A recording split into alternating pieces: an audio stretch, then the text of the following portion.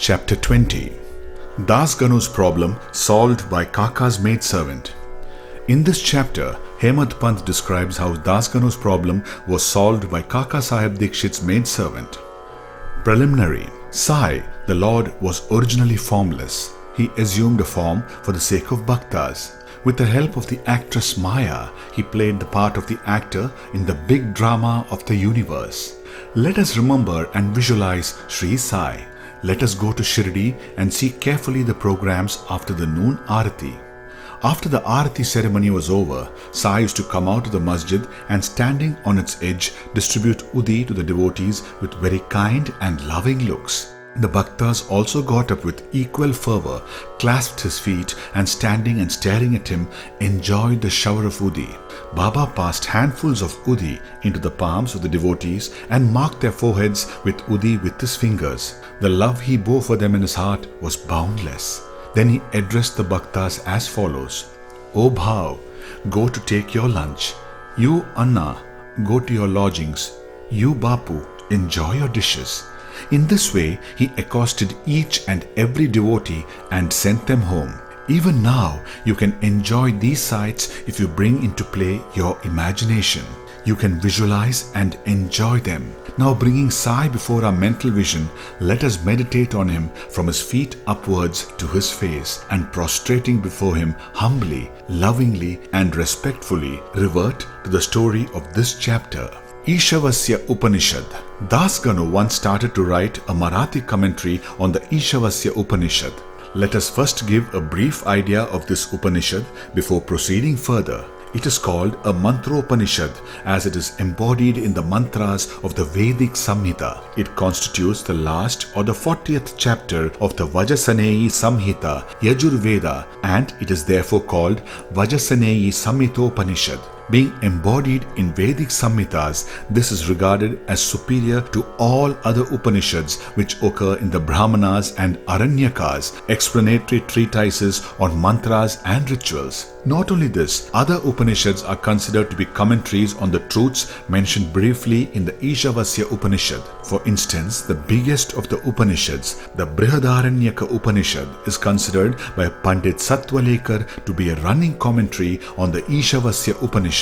Professor R.D. Ranade says the Ishopanishad is quite a small Upanishad and yet it contains many hints which show an extraordinarily piercing insight. Within the short compass of 18 verses, it gives a valuable mystical description of the Atman, a description of the ideal sage who stands unruffled in the minds of temptations and sorrows, and adumberation of the doctrine of Karma Yoga as later formulated, and finally a reconciliation of the claims of knowledge and works. The most valuable ideas that lie at the root of the Upanishad is that of a logical synthesis between the two opposites of knowledge and work, which are both required according to the Upanishad to be annulled in a higher synthesis. Page 24 of the Constructive Survey of the Upanishad Philosophy. In another place, he says that the poetry of the Ishopanishad is a commixture of moral, mystical and metaphysical.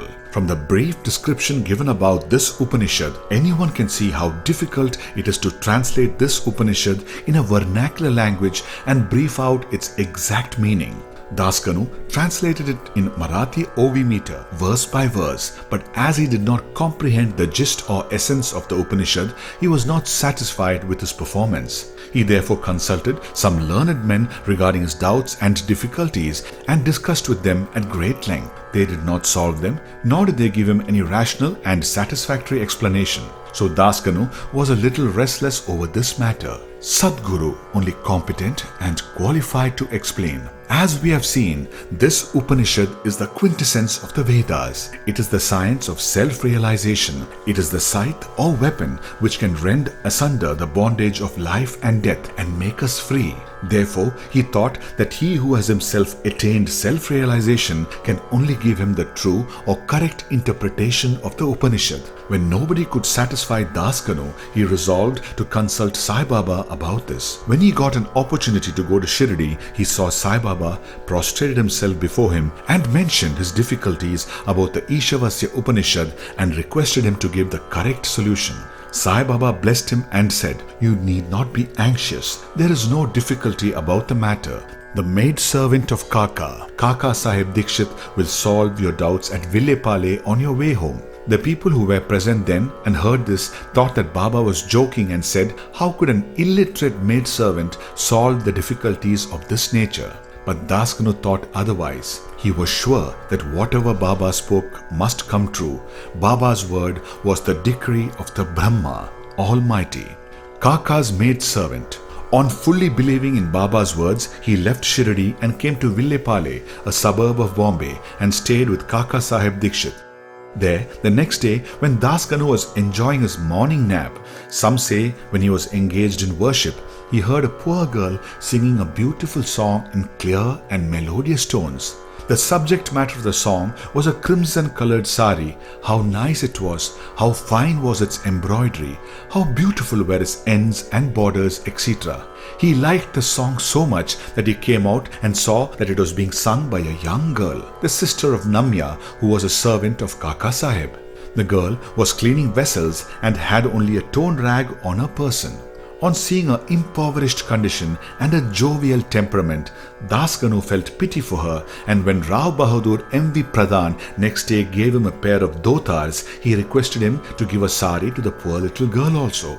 Rao Bahadur bought a good chiradi, a small sari, and presented it to her. Like a starving person getting luckily good dishes to eat, her joy knew no bounds. Next day, she wore the new sari and out of great joy and merriment, whirled, danced around and played fugadi with other girls and excelled them all.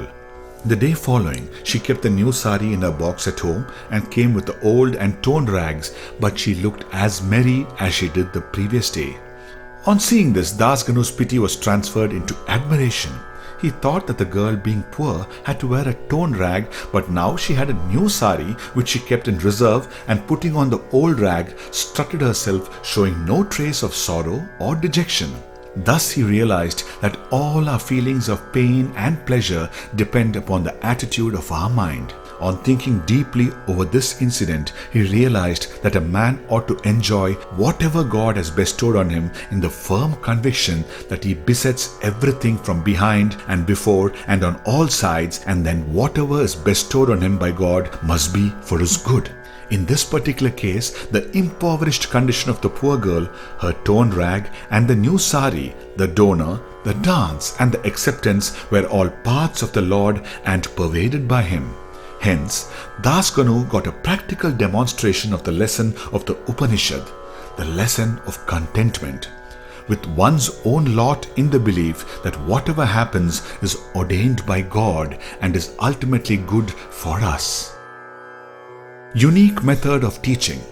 From the above incident, the reader will see that Baba's method was unique and varied. Though Baba never left Shirdi, he sent some to Machindragad, some to Kolhapur or Sholapur for practicing sadhanas. To some, he appeared in his usual form. To some, he appeared in waking or dreaming state, day or night, and satisfied their desires. It is impossible to describe all the methods that Baba used in imparting instructions to his bhaktas. In this particular case, he sent Das Ganu to Villepale, where he got his problem solved through the maid-servant. To those who say that it was not necessary to send Das Ganu outside and that Baba could have personally taught him, we say that Baba followed the right or best course, or how else could Das Ganu have learnt a great lesson that the poor maid-servant and her sari were pervaded by the Lord. Now we close the chapter with another beautiful extract about this Upanishad, the ethics of the Ishavasya Upanishad. One of the main features of the Ishavasya Upanishad is the ethical advice it offers, and it is interesting to note that the ethics of the Upanishad are definitely based upon the metaphysical position advanced in it. The very opening words of the Upanishad tell us that God pervades everything. As a corollary from this metaphysical position, the ethical advice it offers is that a man ought to enjoy whatever God bestows on him in the firm belief that as he pervades everything, whatever is bestowed on him by God must be good. It follows naturally that the Upanishad should forbid us from coveting another man's property. In fact, we are fittingly taught here a lesson of contentment with one's own lot in the belief that whatever happens, it is divinely ordained and it is hence good for us. Another moral advice is that the man must spend his lifetime always in doing action, especially the karmas enjoined in the Shastras, in a mood of believing resignation to his will. Inactivity, according to this Upanishad, would be the canker of the soul. It is only when a man spends his lifetime on doing actions in this manner that he can hope to attain the ideal of Naishkarmya. Finally, the text goes on to say that a man who sees all beings in the self and sees the self as existing in all beings, in fact, for whom all beings and everything that exists have become the self, how can such a man suffer infatuation? What ground would such a man have for grief? Loathfulness, infatuation and grief verily proceed from our not being able to see the Atman in all things. But a man who realizes the oneness of all things, for whom everything has become the self, must ipso facto cease to be affected by the common foibles of humanity. Page 169-170 of the Creative Period by Messrs. Belwakar and Ranade. Bo to Sri Sai. Peace be to all.